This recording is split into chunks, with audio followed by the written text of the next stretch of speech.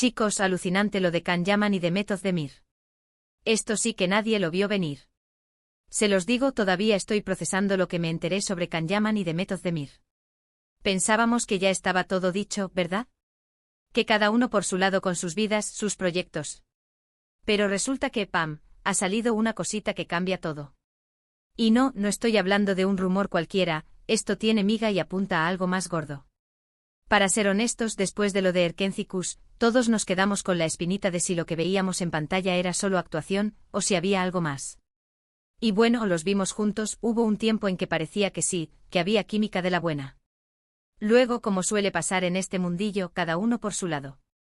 Can con sus líos en Italia, Demet con sus cosas aquí y allá, y nosotras aquí, analizándolo todo, ¿o no? Pero lo que yo creo que está pasando ahora es mucho más interesante.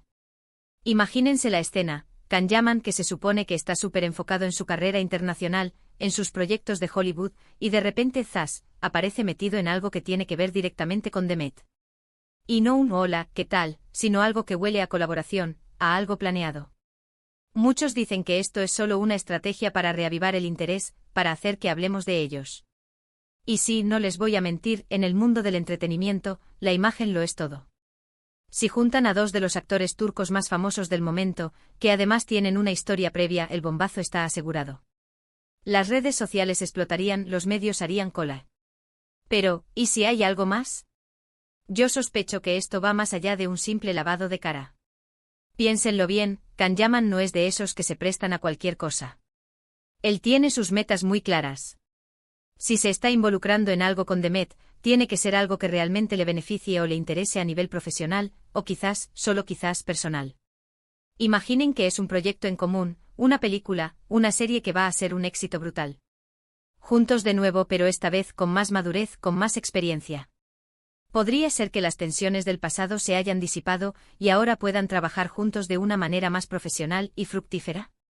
O tal vez, y esto ya es entrar en terreno pantanoso, pero ¿y si la chispa que se encendió hace años nunca se apagó del todo y están dándole una nueva oportunidad? Yo personalmente me inclino a pensar que hay una intención detrás de todo esto que va más allá de la simple nostalgia. Can Yaman ha estado muy enfocado en Italia, está haciendo ruido en el cine internacional.